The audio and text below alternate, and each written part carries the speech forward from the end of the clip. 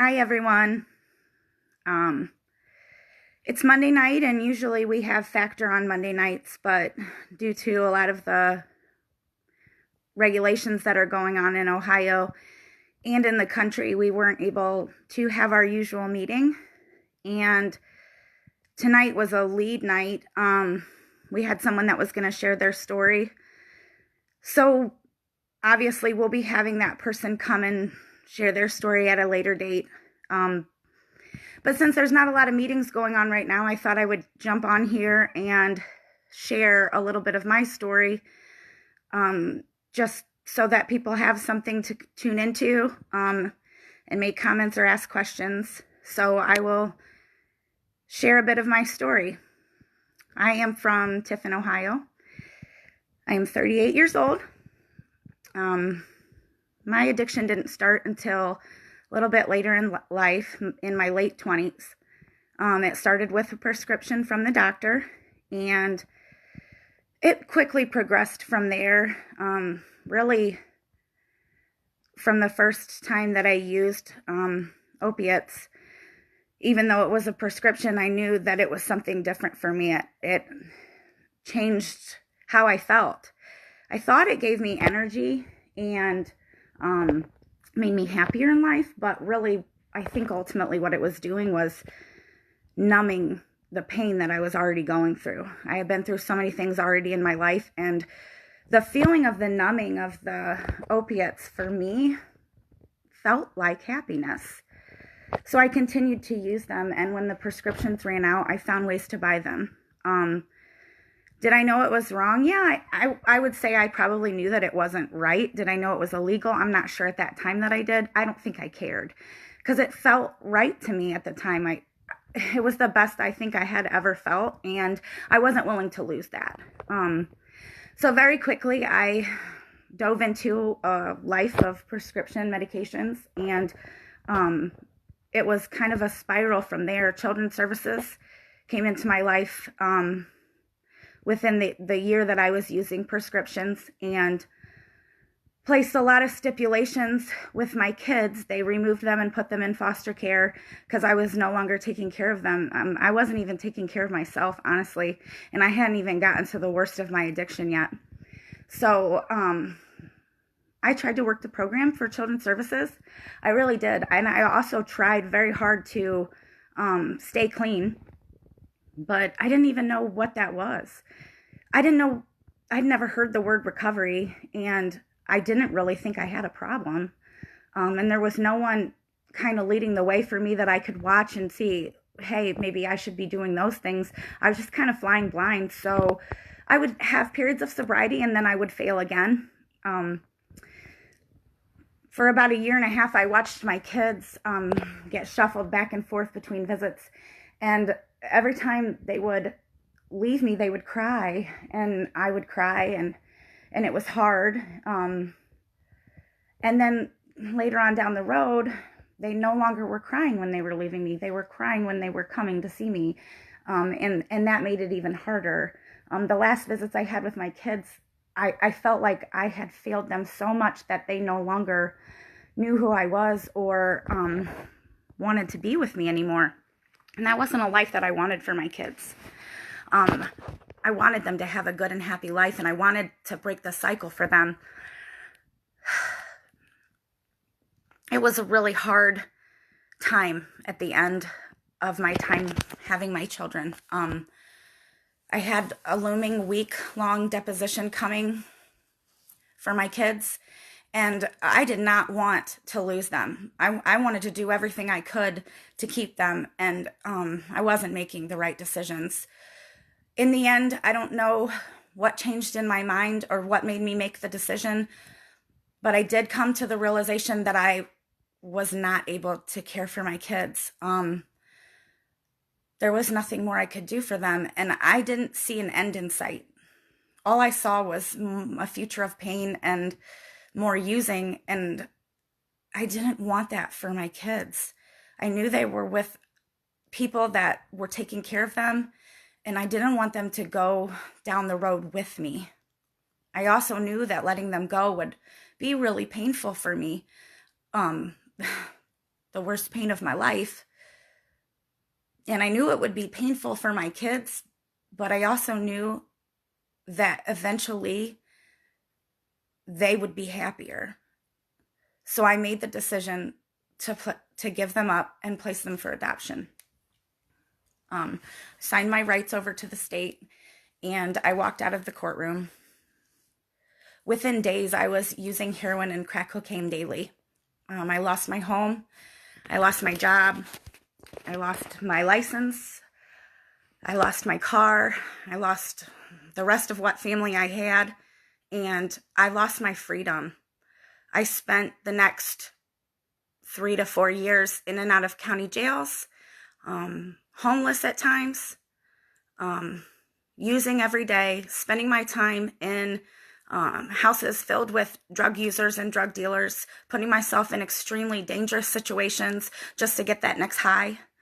I gave up all of myself for the drugs at that point. What really did I have to lose? I had already given up my kids, and to me, I felt like I had no purpose left. So I just floated into a haze of drug use and wishing that I wouldn't live any longer. In 2015, I contracted necrotizing fasciitis in my right arm, which is flesh-eating virus. And I was life-flighted to Toledo ProMedica, where they performed 7 surgeries on my arm. I love you too, Kristen. They performed 7 surgeries on my arm to save my life. The flesh-eating virus had overtaken my entire right arm, all the way from my fingertips to my shoulder, and it was going into my organs. So they performed 6 surgeries, and they just weren't getting a grasp on it. So I ended up signing over to have them remove my arm at the shoulder to save my life. When I woke up from the last surgery, I did still have my arm. By the grace of God, they were able to remove the virus by removing my right bicep. The surgeon, who I am so grateful to have had, spent hours stitching up my arm so that it looked normal. And he told me that I would probably only have 30% of use of my arm, but that I had an arm, and I should be grateful for that, and that I should quit using for him, for the work that he did, to make him proud and not use again. And I promised him that I wouldn't use again. And that was a lie. I went into a nursing home from the hospital, and at the nursing home, I started using again, right in my PICC line in the nursing home.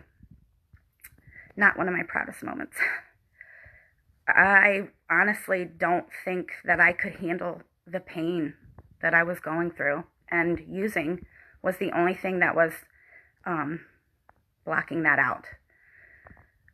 I was taken from the nursing home to jail on probation violations in several counties.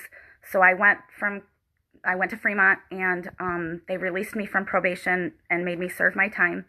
The probation officer in Fremont, who is a friend today, told the judge that she wanted to have me serve my time because she didn't think I was going to live.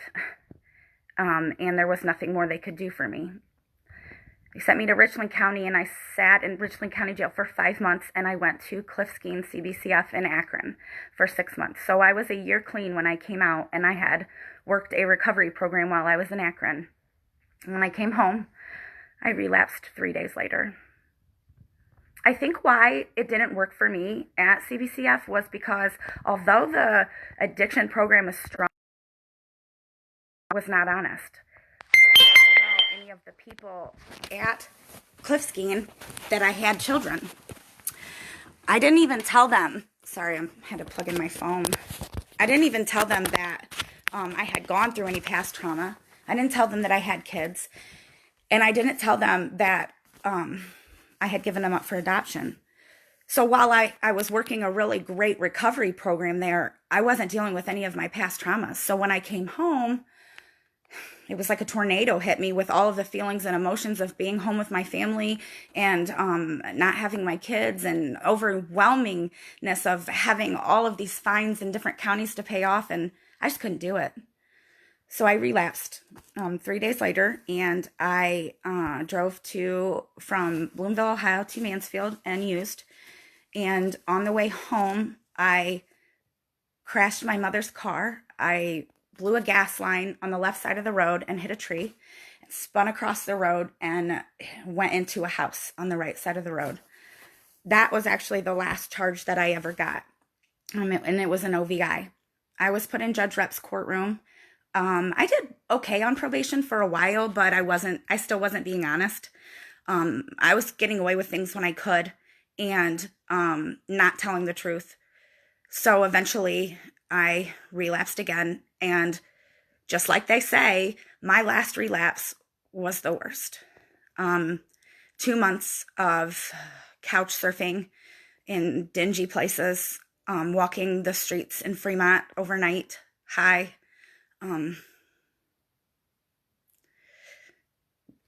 being sick, days on end, and using for 48 hours at a time.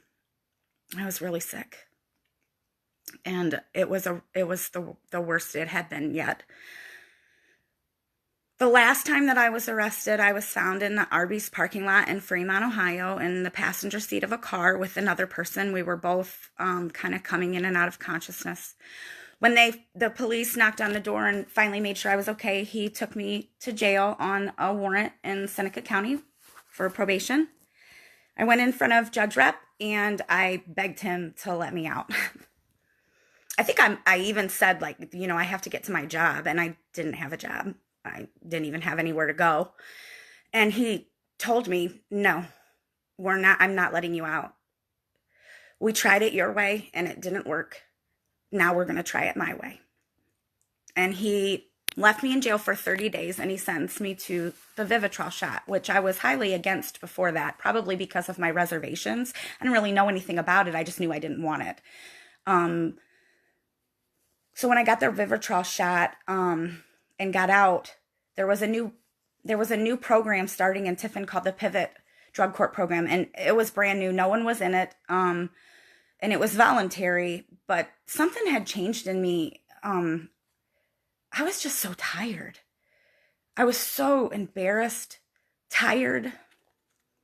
I wanted to try for the first time in my life, and I also didn't want my kids to come and find me years later and have me still be an addict, still be using. I didn't want them to think that it was all for nothing. So I entered the Pivot program on its very first day, March 15th, 2018, with 4 other people. And I dove in headfirst into a program that I knew nothing about.